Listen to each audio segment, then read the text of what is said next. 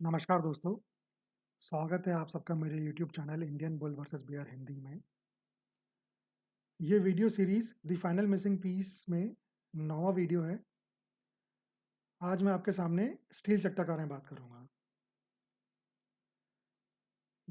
जो वीडियो है ये 3 पार्ट में डिवाइडेड है। सबसे पहले मैं आपको स्टील सेक्टर के बारे में एक इंट्रोडक्शन दूँगा, छोटा-सा उसके बारे में बताऊँगा। फिर मैं आपको हिस्टोरिकल ट्रेंड समझाने के लिए 5 ग्राफ्स बताऊँगा, उसमें ट्रेंड पकड़ने की अपन कोशिश करेंगे और हर ग्राफ से क्या टेक अवे है या मैं क्या सीखा हूँ, मैं वो आपके साथ शेयर करूँगा। डिस्क्लेमर एक बार पूरा ढंग से पढ़ लें और सब्सक्राइब अगर अभी तक आपने चैनल को नहीं किया है तो प्लीज़ सब्सक्राइब कर लीजिए और शेयर, कमेंट, लाइक और बेल आइकन को भी प्रेस कर दीजिए। तो स्टील सेक्टर जो है वो इंडियन इकोनॉमी में क्रिटिकल पार्ट प्ले करता है। क्यों? क्योंकि 2 रीज़न से। एक, ये जीडीपी का 2% का कंट्रीब्यूशन देता है, लेकिन उससे ज़्यादा ज़रूरी बात ये है कि लाखों लोगों को देश में इसने नौकरी दे रखी है इस सेक्टर ने। इंडिया जो है क्रूड स्टील का पूरे दुनिया भर में सेकंड लार्जेस्ट प्रोड्यूसर है और इस समय 125 मिलियन टन से ज़्यादा सालाना हम लोग स्टील प्रोड्यूस कर रहे हैं। जो सेक्टर है ये सिक्लिकल है और ग्लोबल डिमांड पे बहुत ही ज़्यादा इन्फ्लुएंस है। ग्लोबल डिमांड कम और ज़्यादा होने से इस सेक्टर के परफॉर्मेंस से बहुत फ़र्क पड़ता है। रॉ मटेरियल के प्राइस और गवर्नमेंट पॉलिसीज़ भी से भी सेक्टर के परफॉर्मेंस में बहुत फ़र्क पड़ता है। कुछ कारण जिस कारण से सेक्टर काफ़ी अच्छा परफॉर्म कर रहा है वो है कि इंफ्रास्ट्रक्चर और कंस्ट्रक्शन में स्टील बहुत यूज़ होता है।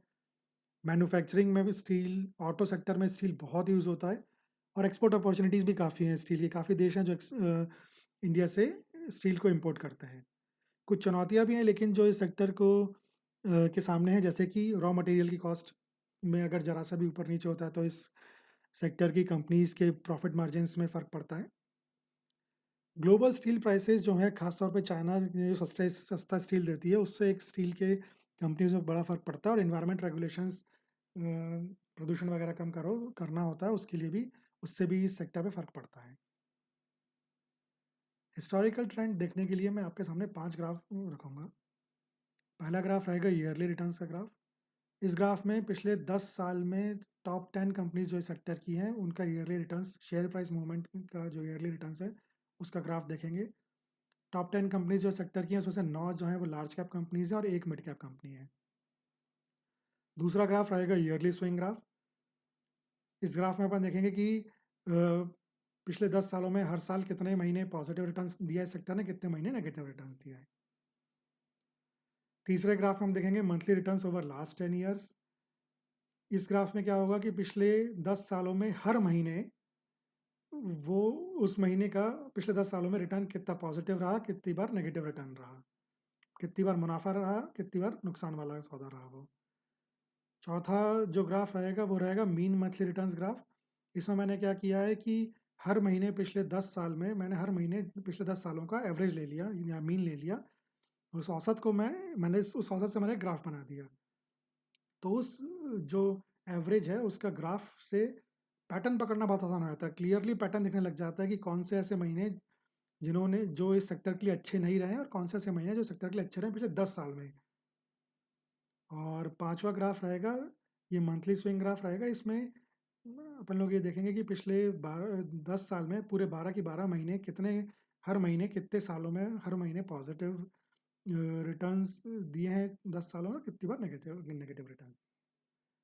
अब इस वीडियो को पूरा देखिएगा क्योंकि इसमें जो मैं आपको इन्फॉर्मेशन बता रहा हूँ ये रिटेल यूज़र्स के लिए कहीं पे भी अवेलेबल नहीं है। किसी वेबसाइट पे, किसी यूट्यूब चैनल पे, कहीं पे भी इतने डिटेल में ये इन्फॉर्मेशन अवेलेबल नहीं है।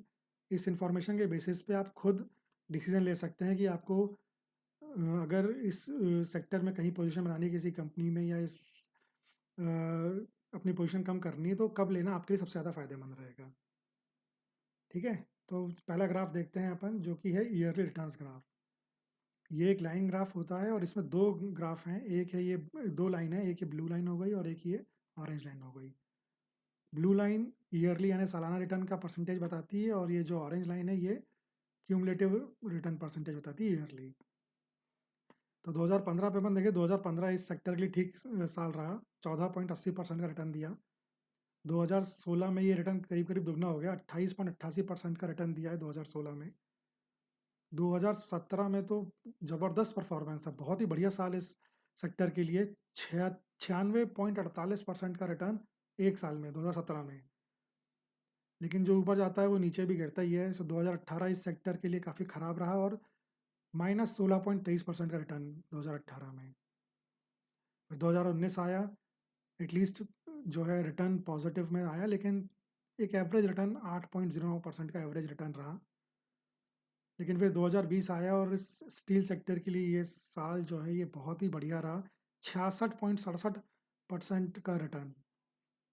2021 और बेहतर रहा, 84.10% का रिटर्न। 2022 भी बढ़िया रहा, 21.18% का रिटर्न। 2023 बहुत बढ़िया रहा, 60.82% का रिटर्न। और 2024 एक एवरेज साल रहा इस सेक्टर के लिए, 9.49% का रिटर्न।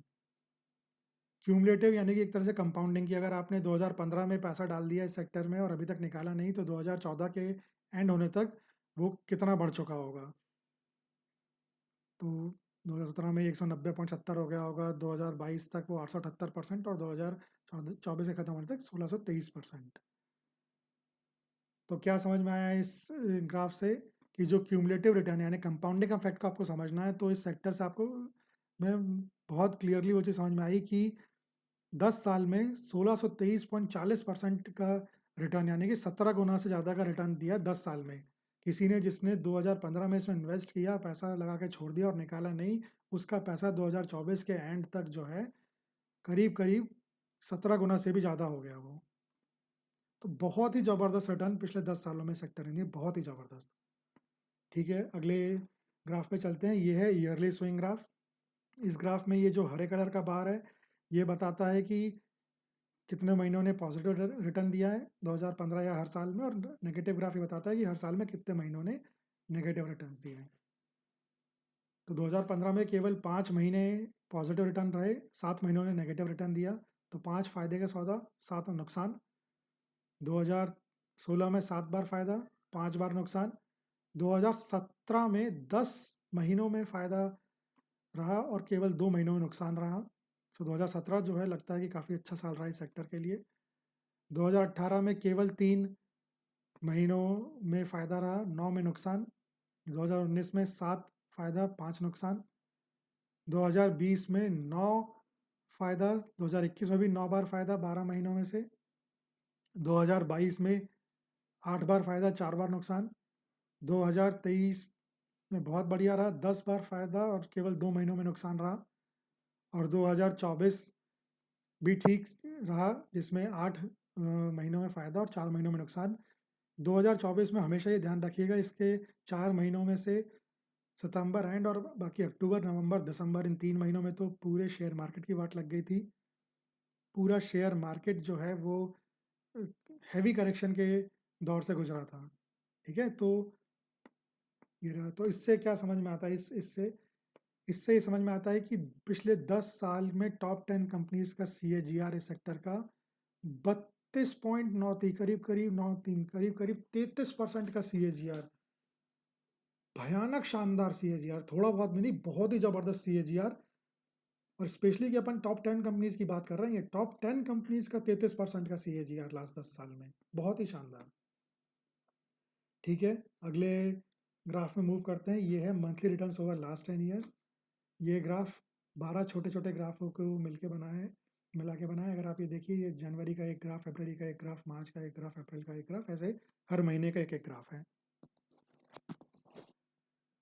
अब इसमें ये जो लाल वाला बार है, ये दिखाता है कि नेगेटिव रिटर्न्स, नुकसान, और किस साल में हुआ नुकसान। और ये हरा वाला ग्राफ ये दिखाता है कि फ़ायदा और कौन से साल में कितना फ़ायदा हुआ। तो जनवरी महीने की अगर अपन बात करें, तो पिछले 10 सालों में 5 साल जनवरी महीने ने फ़ायदे का रहा है, मतलब पॉजिटिव रिटर्न दिए हैं, और 5 साल नेगेटिव रिटर्न यानी नुकसान। फरवरी में केवल 3 साल फ़ायदा, ये 2017, 2019 और 2021। बाकी 7 साल नुकसान। तो फरवरी महीना तो इस सेक्टर के लिए अच्छा नहीं लग रहा है। मार्च बिल्कुल उल्टा हो गया, 7 महीने पॉजिटिव और केवल 3 महीने नेगेटिव। ये 2015, 2018 और ये 2020 का कोविड क्रैश। इस कोविड क्रैश में तो शायद ही कोई सेक्टर हो जब जिसने नेगेटिव रिटर्न नहीं दिया हो। तो ये सारे की सारे जो है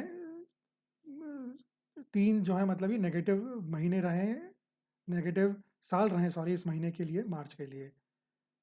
अप्रैल में एक बहुत ही ज़बरदस्त बात रहेगी, पिछले 10 सालों में हर साल अप्रैल महीने में पॉजिटिव रिटर्न आए, हर साल फ़ायदा हुआ है पिछले 10 सालों में अप्रैल महीने में। तो अप्रैल महीना तो भाई कमाल का महीना रहता है इस सेक्टर के लिए, स्टील सेक्टर के लिए। इससे बेहतरीन महीना मुझे तो नहीं लगता कोई रहता होगा। बाकी अपन आगे देखते हैं।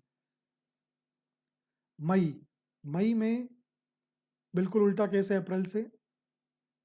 केवल 3 साल जो है मई में फ़ायदे रहे और वो भी बिल्कुल मार्जिनल फ़ायदे, और बाकी के 7 साल मई में नुकसान रहा है। तो मई तो बहुत ही ख़राब महीना लगता है इस सेक्टर के लिए।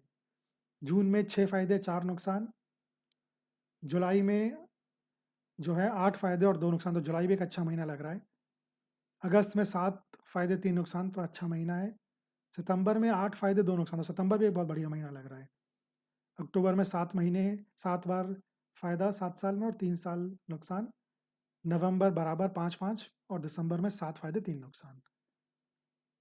तो इससे क्या एक है, इससे ये है कि भाई पिछले 10 सालों में एक साल फिर भी ऐसा रहा है जब नेट नेगेटिव रिटर्न दिए हैं इस सेक्टर ने। तो एक चीज़ हमेशा ध्यान रखिए कि ये सेक्टर बहुत अच्छे रिटर्न्स दे रहा है, CAGR बहुत अच्छा है, कंपाउंडिंग के कारण क्यूमुलेटिव रिटर्न्स बहुत बढ़िया है।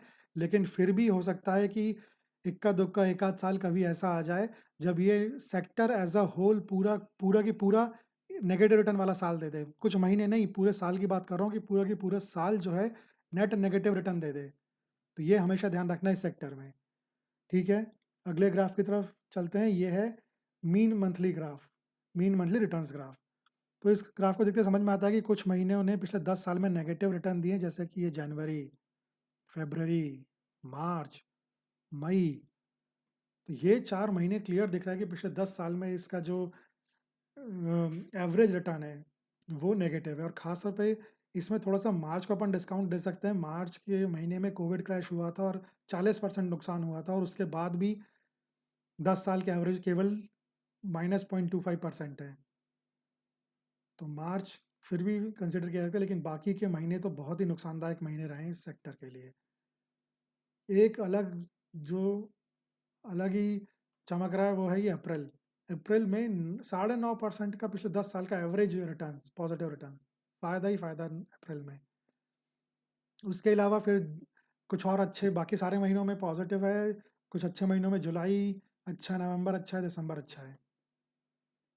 तो इस वाले ग्राफ से अपन क्या समझ सकते हैं कि जनवरी, फरवरी, मार्च और मई जो है वो चीपेस्ट महीने हैं इसके। मार्च का मैंने आपको बताया, मार्च में ध्यान रखना कि कोविड क्रैश में 40% गिरा था ये सेक्टर अकेले एक साल में। तो 10 साल की में फिर भी केवल -0.25% है, -0.25%। ठीक है, चलो भाई अगला ग्राफ देखते हैं जो कि आखिरी ग्राफ है। ये है मंथली स्विंग ग्राफ।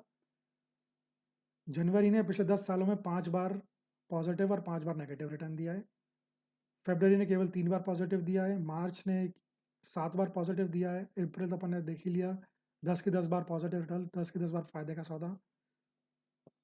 मई ने केवल 3 बार, जून 6 बार, जुलाई 8, अगस्त 7, सितंबर 8, अक्टूबर 7, नवंबर 5 और दिसंबर 7।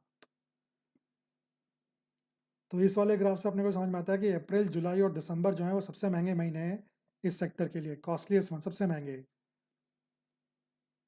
ठीक है, तो अब आपके सामने ग्राफ मैंने सारे प्रेजेंट कर दिए। ग्राफ देखो आप, केवल ट्रेंड पकड़ना है। ये साइक्लिकल सेक्टर ही साइक्लिकल है, ट्रेंड पकड़ना है और होशियार इन्वेस्टर बनना है अगर आपको इन्वेस्ट करना है सेक्टर के किसी भी कंपनी में। तो आप ग्राफ देखिए, आपको देख के समझ में आएगा कि कौन सा महीना है इस ग्राफ के लिए सबसे अच्छा और कौन सा महीना सबसे ख़राब रहता है, कब ये सेक्टर सबसे सस्ते में मिलता है और कब ये सेक्टर सबसे महंगा होता है। ठीक है, आज के वीडियो के लिए इतना ही, और देखने के लिए धन्यवाद इस वीडियो को। अगर आपने अभी तक सब्सक्राइब नहीं किया है चैनल को तो प्लीज़ सब्सक्राइब कर लीजिए, कमेंट, लाइक करिए, शेयर करिए अपने फैमिली और फ्रेंड्स के साथ, और बेल आइकन को प्रेस कर लीजिए। जल्दी मिलता हूँ नए वीडियो के साथ। धन्यवाद।